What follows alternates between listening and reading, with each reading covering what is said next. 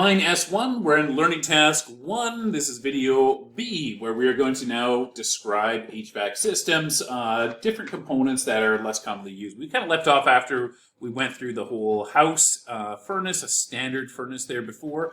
Now we're going to start taking a look at some other components.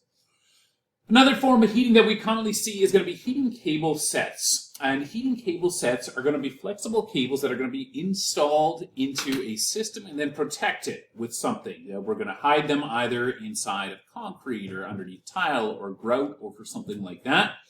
They can be either interior, placed inside of bathroom floors and kitchen floors is a common place where we see tile heaters, or they can be exterior. Sometimes we will see them outside underneath sidewalks or things like that to go and melt ice.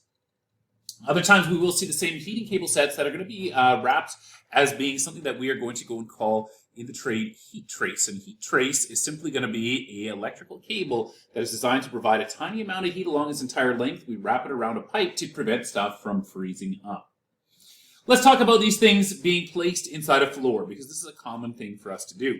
Inside of a floor, what we will do is we will go and find a way to bind these things down so they don't cross. They cannot get too close together because otherwise they heat up the area too much, and in turn they damage their own insulation. So there's always going to be some very specific spacing we are going to have. Usually this is going to be accomplished through us strapping these things down. Some places they will go and place mesh, like a large gauge forming wire that they're going to place down, and then they'll just go and tie these things down onto that as they go through it. Other places, particularly construction with wood floor, what you'll see is that these things are going to be stapled down directly onto the ground with a properly insulated and rated staple for these things. Other times what we are going to see is going to be where these things are going to be woven into a mat, what we refer to as heat mats, and where this is all going to be inside of a flexible polyester cloth. And all we do is we take that flexible polyester cloth that has this already spaced out in between there, and then we roll that thing out. Once we roll it out, it just gets stapled down around the edges usually. Sometimes they have marks in the middle as well where these things are supposed to be stapled. Never just, staple wherever because you don't know where the wires are. You can usually see it, but always go off of the manufacturer's marks for these things. They are not going to be incredibly hot because in a lot of cases they're going to be sitting right up against a wood subfloor. If we do use these, we also need to go and make sure that our thermostat is going to be inside of the heated area. Now, in the case of a heat mat, that thermostat, wherever we have got our conductors that come out of this mat, we'll say that those conductors are coming up and out over here, they're usually going to go and have the thermostat one that is going to be embedded as well inside there. And it comes from the manufacturer. It's a separate set of wires. It's going to go onto the actual thermostat itself. That is once again going to be an OEM, original equipment manufacturer component. That OEM manufacturer thermostat is going to have a place where we're going to bring incoming power into it. Then we're going to have what we show over here with the black line. We're going to have our outgoing to the actual mat. And then we're going to have a connection for that thermostat as well. If it is not a mat that has already got everything pre-installed, what we then need to make sure we do is that we take our thermostat wire and we make sure that thing is embedded in the floor, or that it's going to be placed in there so it's contained inside of the same grout that goes over top before the tile. If you miss that, it is not going to be an accurately heated system. They can get, too hot, dangerously warm, etc. Make sure, if you read any of your manufacturer specifications, you're supposed to be putting that thermostat into the floor.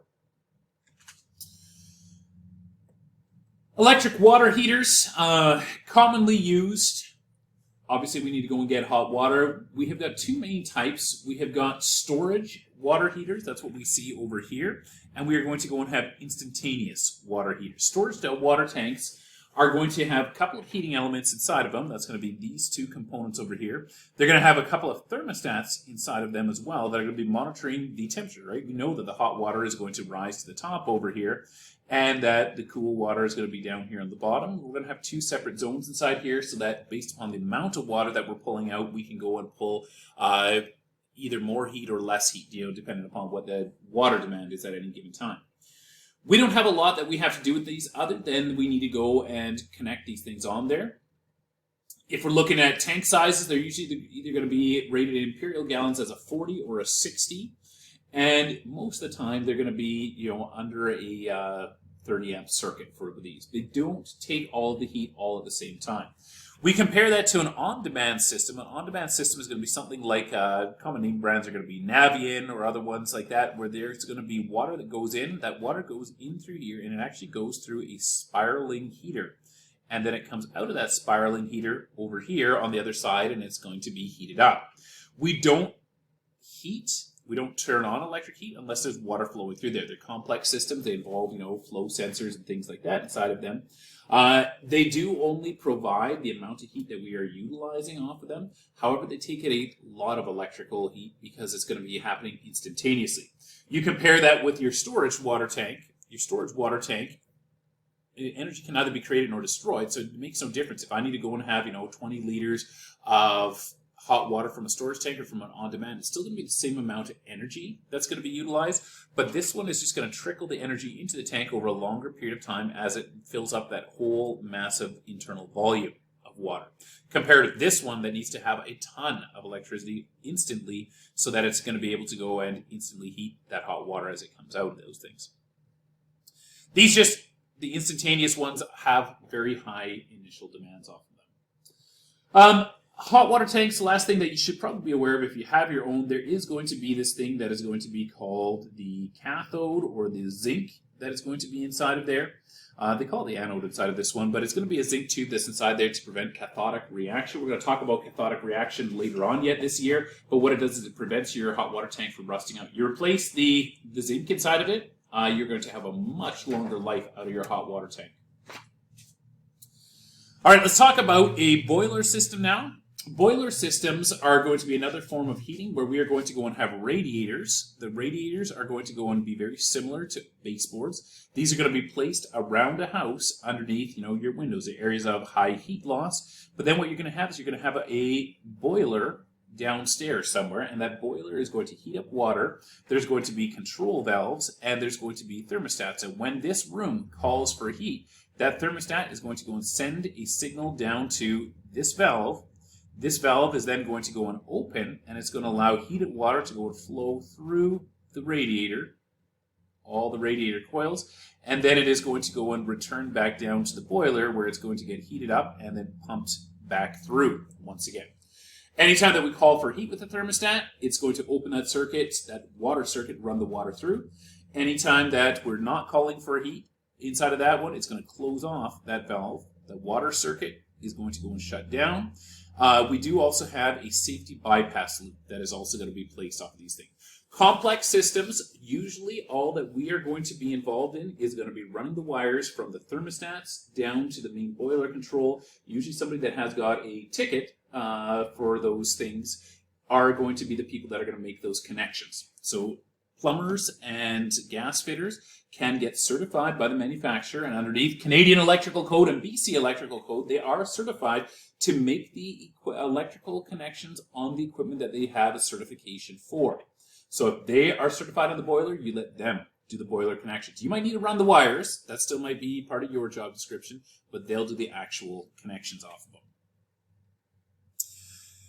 The boiler system works off of us heating the water. It can be electricity, it can also be gas, but us heating water inside of a central location and driving that other places. A geothermal system works off of the same principle, but now the heater is going to be the earth itself. Everybody knows that the earth has got a core made out of molten metal, which means that the closer that we go to the core of the earth, the deeper underground, the higher the temperature starts to go and become. Now it stays relatively constant once we get far enough below the surface, not super deep that we're going to be going, but usually about 7 meters once we get underground, so that's going to be about 20-ish feet underground.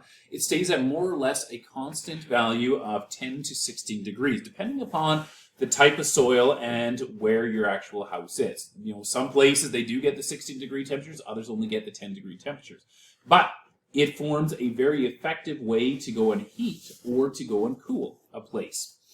Because we're going to go and take that heat from this section over here, the buried, what we refer to the pipe field, that is going to be 10 to 16 degrees. We're going to take that temperature and we're going to transfer it into our dwelling unit. The way that this is done is through two systems. We can either have an open loop. An open loop is where I'm going to be pulling water from an aquifer, some sort of a natural occurring water supply. It could be a hot spring, or it could be a well, and I'm going to go and pull that up. I'm going to pump it through my house. I'm going to go and re-inject it back down and into. There's a lot of restrictions on those because obviously, people take water from the wells to go and drink and things like that, and they don't want to have anybody to just have the, capabilities to have a crappy system and then, inject like antifreeze into the water or something like that. So open loops are going to be much more regulated for the systems that we're going to have. We don't use a lot of them here. Some Scandinavian countries, Iceland, that's got a lot of hot water, uses them a lot. People just pump from that hot water, use that to heat their house. What we'll see here is usually going to be a closed loop system. And a closed loop system is where we are going to go and have water that cannot escape. If you take a look, the water is contained in the radiators and then inside of the pipe field. It cannot escape. We're going to go and mix that with stabilizing stuff to go and prevent mold and algae as well as to prevent freezing. So we'll have antifreeze in there.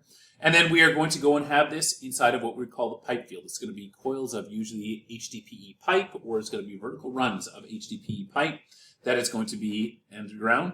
What we will have inside of our house is we will have a water pump. That water pump is going to go and pump our water underground, so our cooled water underground, where it's going to pick up temperature and it's going to go back up through the radiator. What we do then is we place that radiator inside of a plenum, the same as we would on a furnace.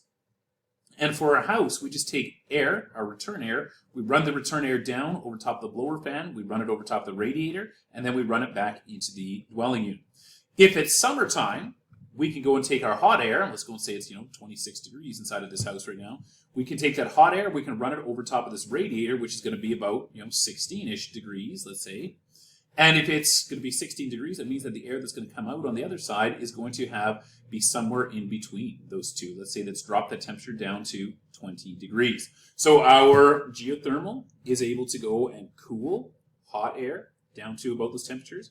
Same as if it was the winter and we were looking to go and heat this place. Once again, we got that 16 degrees. We might be coming in at 10 degrees over here. This is going to be 6 degrees, which means we're going to come out somewhere between those. Let's say 12 degrees. Now, 12 degrees is not a huge gain, but it's a free gain, basically, just off of the heat of the earth itself. What we'll usually do during the winter is we're going to have an additional gas-fired element as well. So in line with this, you might have another additional heat exchanger in a gas-fired furnace that is going to go and make up from the 12 degrees, bring this thing all the way up to a regular temperature of 21 degrees that we have for most houses. They do increase your efficiency in the winter, not huge amounts, but they will increase your efficiency in the winter. During the summer is really when they shine over here in our northern latitude, so where we can use those to go and cool them down. All right, last section that we are going to have over here is going to talk about sizing electric heating circuits.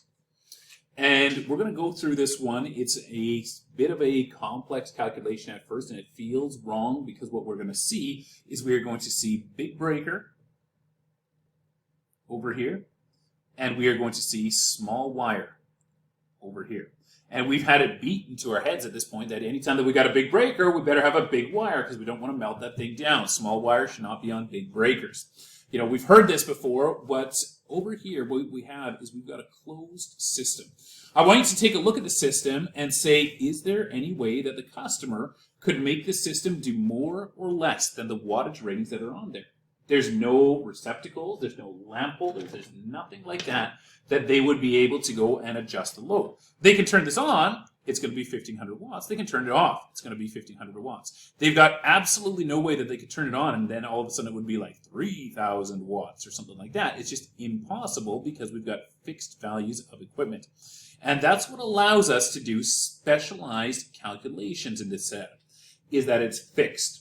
If we have got lighting, receptacle, or motor circuits, all of those can be adjusted by the user. They can plug different stuff in. They can change the light bulbs. They can adjust the amount of work that they're trying to do with the motor, and therefore they can change the amount of circuit amps. But in this case, the circuit amps are going to be based upon what we set them as. We're going to go and use the example that we have over here. We've got two separate rooms that we are going to have. We are going to have one that's going to have a 2,000 watt heater. At the next room, that's going to have two 1,500 watt heaters that we are going to have. And we're going to size everything through here. First step is we are going to go and find out our total number of watts that we are going to have. So we're going to go and add up this one plus this one plus this one over here. 1,500 plus 1,500 plus 2,000 equals 5,000 watts total that we need to go and supply out of this thing. What we'll then do is we'll take that 5,000 watts and we'll say, what are we going to run it with? Well, we got 120, 240 single phase. We will run it at 240 volts. We always try to use heaters at 240 volts. It's just far more efficient. So I'm going to go and take my watts divided by my volts, which is going to go and equal my amps over here. So 5,000 divided by 240, which is going to go and reach an amperage of 20.83 amps. All right. So now what we have is we've got 20.83 amps that are going to be available for us. The CEC has got a bunch of rules inside of section 62. They're referenced inside of your binder. You should look them up and highlight them. But 62.1146b tells you that we cannot go and load our breaker to more than 80%. So this 20.83 cannot be more than 80% of the size of my breaker that I'm going to have. So how do I figure that out? I take my 20.83 and I divide it by 0.8, which gives me a value of 26.04. And that would be the minimum size of breaker. Now, does that breaker exist? Absolutely not. You can go and check table 13. Table 13 shows you that there is a 25, but there is no 26. The next size up is going to be a 30. So we are going to go and select a 30 amp breaker for this one. Okay, so that's my current, can't be more than 80% of the breaker. If I had 20.83 and I tried to put it on a 25 amp breaker, you could do the math, just do 20.83 divided by 25. You'd see that you'd be over top of that 80%, which we're explicitly not allowed to be.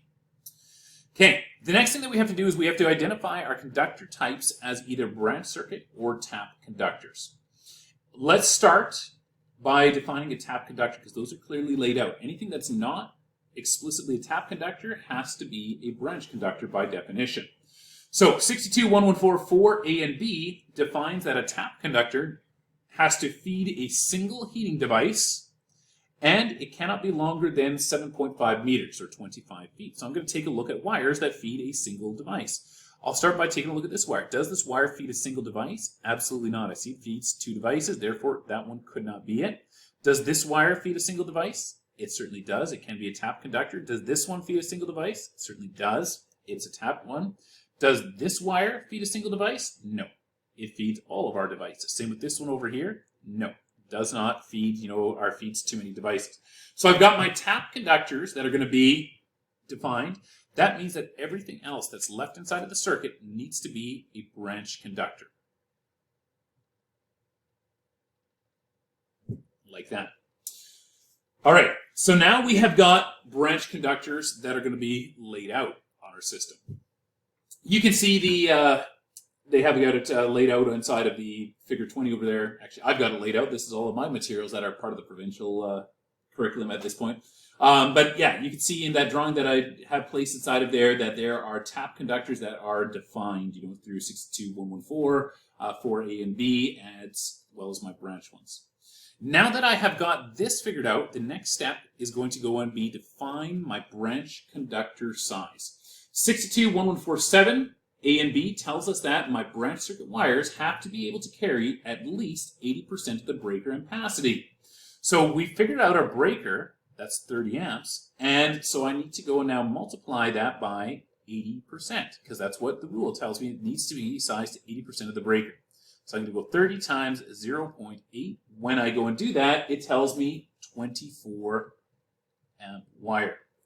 So I'm going to go to my tables. I'm going to go to table 2 because that's going to be my copper wire. We're working in standard, whether it would be Lumix or BX, we're going to be working with 12s and 14s most of the time. So I'm going to go to my table 2. I'm going to go and take a look at my 75-degree column because everything has been rated in here as being a 75 degree.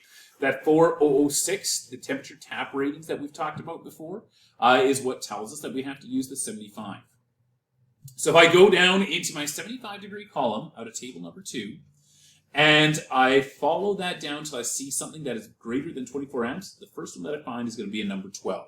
So I'm going to pick a number 12 wire. And therefore, all of these get to be number 12, and number 12 over here.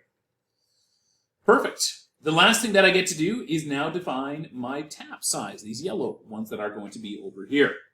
62114 for A and B tells us that the tap conductor wires have to be rated for at least 1/3 of my breaker, 30 amp breaker, so they're going to have to be good for at least 10 amps, as well as they have to be good for the individual heater current. So it's going to be an either or. I have to pick the greater, either the heater current or the 1/3. We know the 1/3 is going to be 10 amps. What's going to be a third of our heater current? We can go and do the 2000 watts heater. We'll take the 2000 watts, we'll divide it by 240 volts, which is going to go and give us a total of 8.33 amps. 8.33. And then a third of my breaker would be 10. I take a look, I compare those, I see that the larger is 10, so I need to go and find a conductor that's going to be good for at least 10 amps. Going back into table number 2, the smallest conductor we have is going to be my number 14 gauge, and the 14 gauge is going to be well over top of the 10 amps. It's good for 20 amps, so we're set off that thing. We're going to go and stick in a number 14. Same with this one over here. It's going to be the same thing, 10 versus the actual heater amps. The heater amps of this one are going to be smaller because it's 1500 watts. It's going to be 6 1/4 amps. So once again, we're going to be able to use that number 14 wire over here. That is our completed heating section that we are going to have over there.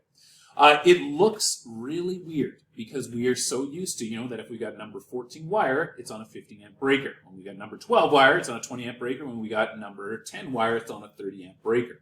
But in this case, if you actually go through the actual amount of amps that are going through each one of these wires, you'll see that none of them are overloaded or are able to be overloaded, right? Each of these was good for 6.25 amps, 6.25 amps. This one was good for 8.33 amps. If I take a look, that 8.33 amps is going through a number 14. It's good for 20. That wire is good to go. If I take a look, the 6.25 is going through a number 14. Good for 20. That's good to go. If I take a look then at this wire over here, this one's now going to carry both of these together. 6.25 plus 6.25, which is going to go and get me to a value of 12.5 amps. 12.5 amps easily fits onto my number 12, so it's going to be good to go. That same 12.5 goes through this one, so it's good to go. And then if I take that 12.5 and I join that up with this 8.3, I come out to that value of 20.83, and I see that that wire is going to be good as well. Because the customer cannot adjust the amount of heat, short of them unbolting the baseboards, there's no way for them to adjust the amount of heat that we are going to have inside of it, which means that they have got no way to change anything inside of there, so we're going to be safe with our 30 amp breaker and each of these wire sizes off of here. The hot water tanks that we talked about are also able to have their circuits done in this way, hot water storage heaters, and it's only the hot water tanks, not the on-demand. We cannot do the on-demand, but we can do the hot water tanks in the same way. Usually we don't have more than one hot water tank, so we don't have to worry about the tap conductors, but what we would do is we would go and figure out our amps. From our amps, we would then go and divide by 0.8, which is then going to get me to my breaker. And then from my breaker, I'm going to go and take my breaker and I'm going to go and multiply that by 0.8, which is going to go and get me to my wire size for each of these. So you'll see a larger breaker with a smaller wire that's going to be for these because once again, the watts are set. It's based upon these actual heating elements that we have over here. The very last section of your module, Learning Task 1 over here, talks about just a few other general CEC considerations. First of all, terminal connections have to be made in terminal boxes or fittings. For things like heat trace or cable trace, these things sometimes people want to just butt splice them, etc. You got to place a proper box in. There are inline splices made by each of the manufacturers. Those connections do have to be accessible after the installation is completed. Where I've got any temperature over 60 degrees, the conductor insulation must have the proper temperature rating. They always do. We need to go and have heating circuits that are not to be used to supply other types of load. That's an important one. We can't be sharing our heating circuits to be like, yeah, and I'm also going to go and take off a couple of lights and, you know, some receptacles. They're on their own standalone. And last of all, the maximum size breaker that I can go and use for a single or for a multiple units is going to be 30 amps inside of a residential occupancy. Now, this is commonly misunderstood. What we're talking about inside of a residential occupancy is that if I've got more than one heater, so a situation that I have like this, the largest heating circuit that I can have would be at 30 amp. If, however, I've got a single large heater, let's talk about like one of those big quartz patio heaters. I don't know if you've sat beneath them on, you know, restaurant patios or something like that before. They're oftentimes going to be a large one. They could be like a 50 amp heater that we are going to go and have. That 50 amp heater would be allowed to be taken out of a residential panel as long as it is the only thing on the circuit. Find that rule. Read that rule really, really carefully inside of section 62. It does not say we can't have bigger than a 30 amp circuit. It just means it tells us that we cannot have a circuit that is bigger than 30 amps with more than one heater. Larger than 30 amps has to be on its own standalone breaker. All right, that is it through Learning Task 1.